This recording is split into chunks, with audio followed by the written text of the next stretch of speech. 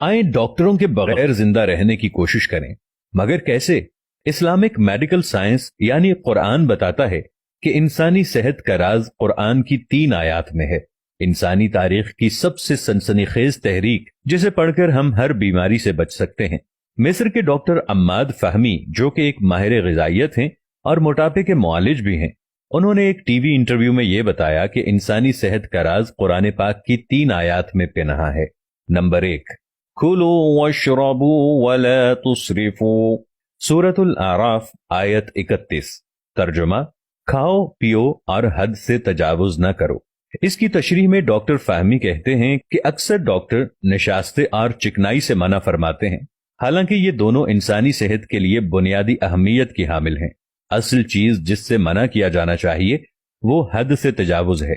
Number 2, वजअलना मिनल माइ कुल्ल शै, सूरतुल अंबिया आयत 30। तर्जुमा, प्यास लगे या न लगे पानी जरूर पीजिए। तिब्बी मियार के मुताबिक हर शख्स अपने वजन के हर 1 किलो पर 20 मिलीग्राम पानी पिए। मसलन अगर किसी का वजन 70 किलो है तो वो 70 ज़रब 30 यानी 2100 मिलीग्राम यानी 2 लीटर और 100 ग्राम तकरीबन 8 गिलास पानी रोजाना पिए।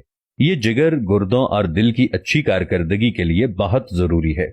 नंबर 3, वजअलना लैला लिबासा वजअलना अन्नहारा मआशा, सूरतुन नबा आयत 10 और 11। तर्जुमा, और रात को पर्दापोश और दिन को माश का वक्त बनाया। डॉक्टर फहमी कहते हैं कि रात को जल्दी सोया जाए और सुबह जल्दी उठा जाए। ये सबसे बेहतरीन नुस्खा है जो आपको ना मोटा करेगा और ना ही बीमार करेगा। इस्लामी तर्ज पर जिंदगी गुजारते हुए अपने जिस्म को बीमारियों से महफूज रखिए। खुदाबंदे करीम ने रात को सोने के लिए बनाया है, जबकि आज का नौजवान रात को 3-3, 4-4 बजे तक जागता है और जिस वक्त उठने का टाइम होता है आज का नौजवान सोने लग जाता है। सबसे बुरी तरतीब ही यही है। अल्लाह ने जो इंसान के जिस्म का एक सिस्टम बनाया है, इस सिस्टम में यह रखा है कि सुबह नाश्ते को भरपूर तरीके से करना चाहिए, दोपहर की रोटी नाश्ते से कदरे कम खानी चाहिए और रात की रोटी को बिल्कुल कम खाना चाहिए। आज अगर हम अपने लाइफस्टाइल को देखें तो हम सुबह को नाश्ता करते ही नहीं हैं, नाश्ते के टाइम पर सोते हैं और रात को पेट भर कर खाना खाते हैं। जब हम रात को सोते हैं तो ये सारा खाना हमारे पेट में जाकर अक्सर जहरीले मवाद पैदा करना शुरू कर देता है। हमने खुदावंदे करीम और कुरान पाक की हर उस बात को छोड़ दिया है जो हमारी सेहत के लिए बहुत अच्छी है।